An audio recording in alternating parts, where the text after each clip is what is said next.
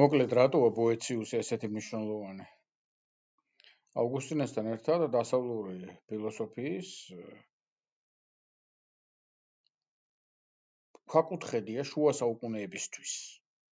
და შუა საუკუნეები მოგახსენებათ ქვაკუთხედია ახალი ფილოსოფიისა დასავლეთში. თქვენ თვითონ განსაზღვრეთ, რა გავლენა აქვს ბოეციუსს, თუმცა ისტორიული გავლენა ერთია, მეორე მისი იდეები, ხო? ჩვენ ხშირად გვიტყვია, რომ ისტორიის მოყოლას არ ვაპირებთ, არც მის ბიოგრაფიის მოყოლას არ ვაპირებთ, ამის გადახედვა თავისუფლად შეუძლია ნებისმიერს, არამედ რა არის ასეთი ბოეციუსში, რომ გავლენას ავლენს და გავლენა აქვს ამ სფეროზე მთლიანად, რასაც ქვია ფილოსოფია. ფილოსოფიაც არ არის, ხო, განსაზღვრული ბოეციუსის დროს, ეგეც ხომ უნდა გავითვალისწინოთ. თუ რას უწოდებს იგი ფილოსოფიას, თუ რა ეწოდება ფილოსოფია, რას ეწოდება ფილოსოფია, მაშინ იმისგან განსხვავებით, თუ რას უწოდებთ ფილოსოფიას ჩვენ. შემდეგ, ხშირად არის ბოეციუსზე საუბარი იმ კუთხით, რომ მან ფილოსოფიის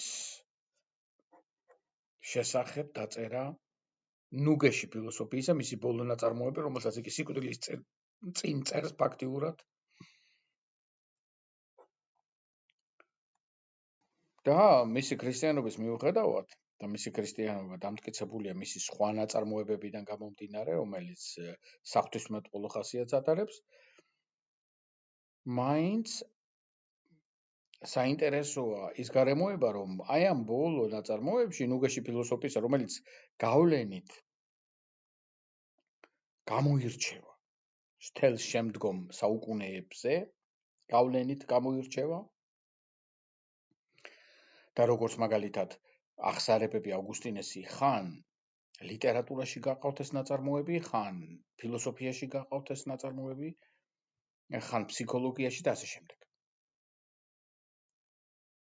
ანუ ჟანრიც უნდა გავარკვიოთ ჯერ, თუ რას ეკუთვნის პირველ რიგში ეს ტექსტი, თუ რაც არ გამორიცხავს იმას, რომ სხვა ჟანრებსაც ეკუთვნოდეს, მაგრამ პირველ რიგში რა ჟანრის ტექსტია და შემდეგ უნდა გავარკვიოთ რატომ არის მაგალითად ამ ტექსტში წმინდა ფილოსოფიური სვლა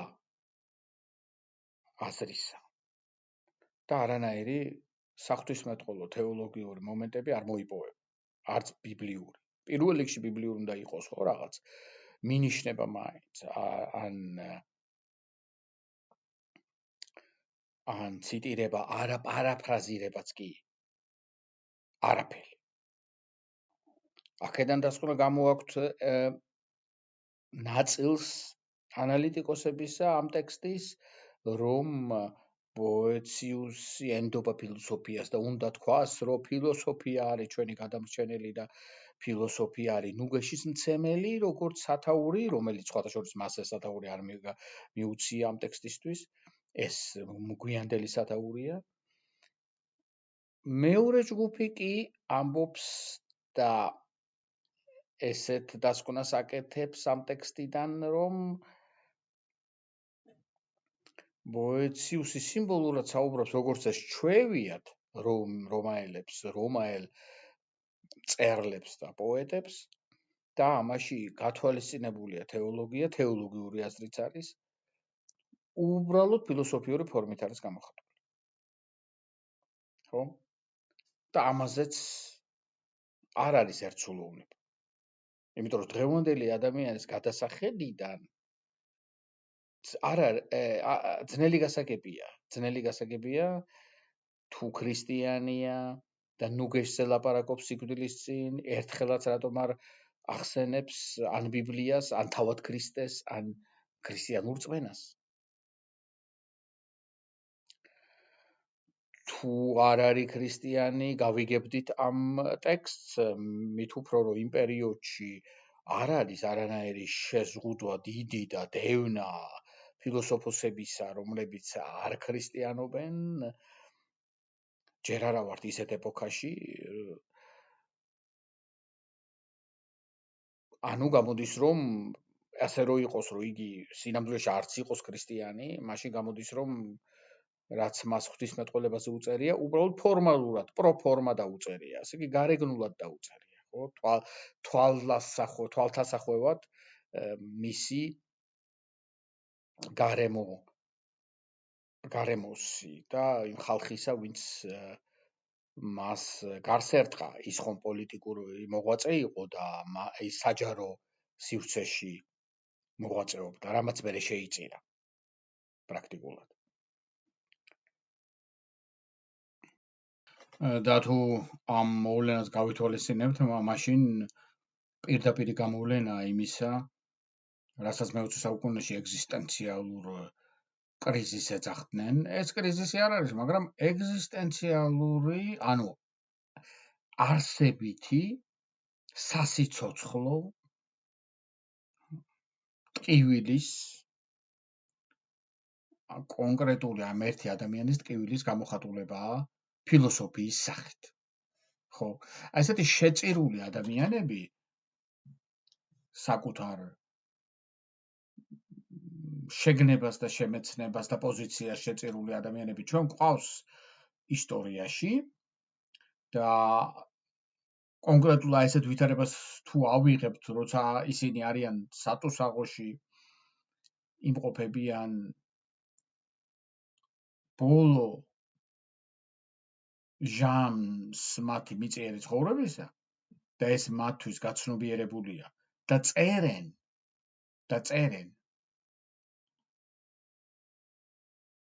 აი ამ სასიცოცხლო საჭირბოროტო საკითხზე მათთვის მეტი რომ აღარ შეიძლება ისეთზე.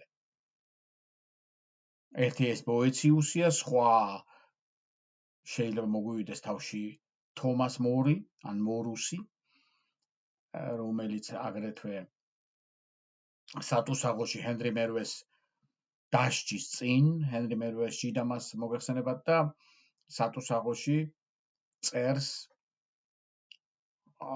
არაერთ ნაშრომს,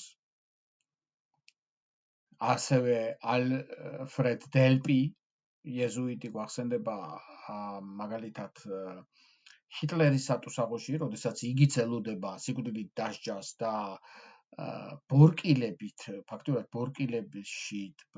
ბორკილები ადევს და ისე წერს, ეს ცნობილია ეს გარემოება. ტომას მორუსთან ცნობილია, რომ მას ჩუმად უგზავნიდნენ საწერ მასალას, ასე ვთქვათ, აკრძალული ქონდა. რაც შეეხება ბოეციოს, აი ესეთი ნიუანსები ახლა ცნობილი არ არის, მაგრამ ისიც რომ სიკვდილით განაჩენს ელოდებოდა და გათვითცნობიერებული ქონდა, ეს დიდი ალბათობით აღიარებულია. ხო, ესე იგი საქმე გვეხება, საქმე ეხება და ამ ჩვენ გვეხება, რა თქმა უნდა, ჩვენ როგორც მკითხველს გვეხება არა პირდაპირ. უკიდურესი გამოვლენა ადამიანის სულიერი მეტყველებისა იმ ძალის მიმართ, რომელსაც იგი უშუალოდ აღიქვავს როგორც ცოცხალ ძალას და ვისაც ესაუბრება სიკვდილის წინ. ბოეციუსის შემთხვევაში ეს გვაქვს გაიგივებული, ეს ძალა გაიგივებულია ფილოსოფიასთან. უბრალოდ ეხლა იცით რა არის დღევანდელი მკითხველი ამას უბრალოდ ფილოსოფიად იგებს პირდაპირი გაგებით და ეს არ გამოვა, ხო? ჩვენ უნდა გავერკვეთ რას ეძახიან იმ დროს ფილოსოფიას, რას ეძახის ბოეციუსი ფილოსოფიას.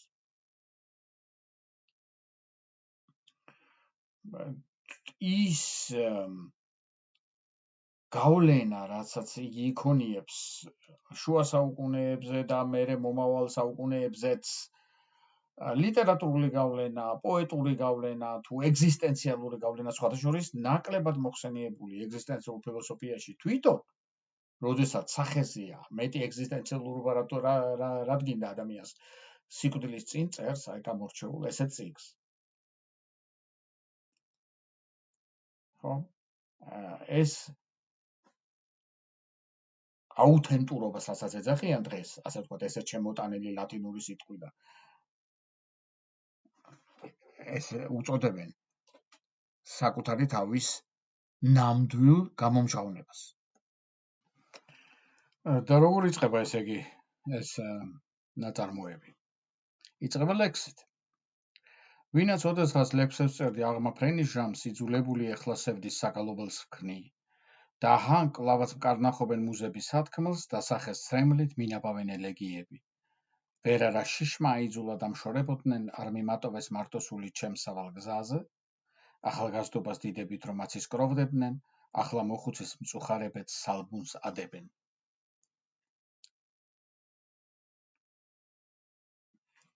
და ასე შემდეგ, თქვენ შეგიძლიათ ბოლომდე ჩაიკითხოთ ეს პირველი ლექსი, ლექსებით იწყებს, პოეზიით იწყებს.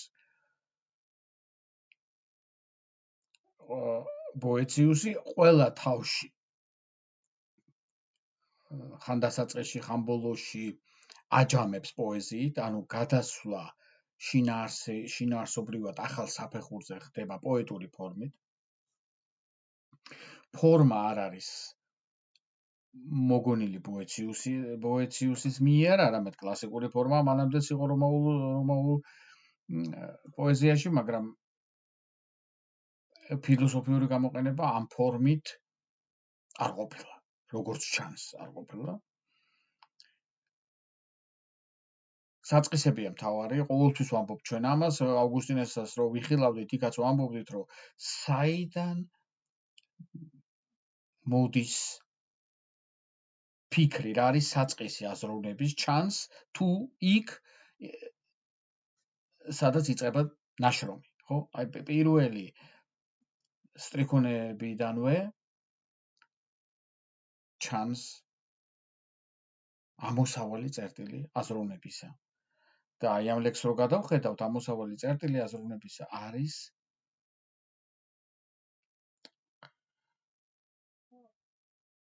აღმოჩენა ბოეციუსის მიერ იმ გარემოებისა, რომ მუზები, ეს პოეტური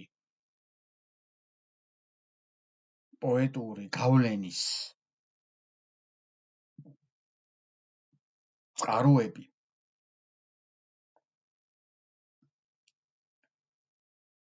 ვერ ანუგეშებენ მას. ისინი არიან მასთან ახლოს, ისინი ამხნევებენ, ისინი ხალის აძლევენ აზროვნებისა და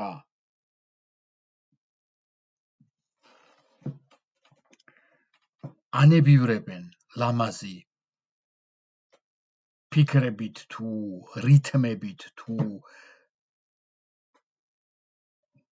აზრებით, მაგრამ თავად ავტორი თავის დაძაბუნებულ მდგომარეობას აფიქსირებს. ანუ არსებობს პრობლემა იმისა, რომ მივხვდი მე, რომ მე მყარად არ ვდგავარ, არც არასდროს არ ვიდექი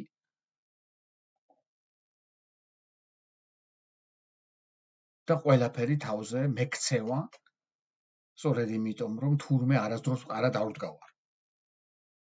მდგარ ვარ. ბოლო სტრიქონებს თუ გადავხედავთ აი ამ საწყისი ლექსისა, ძმებო ბედნიერს რად მეძახდით, რატომ მაქებდით, ვინაც დაეცა არასოდეს მყარად არ მდგარა.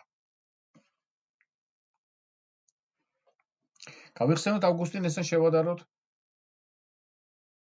გაქებ შენ უფალო, ხო?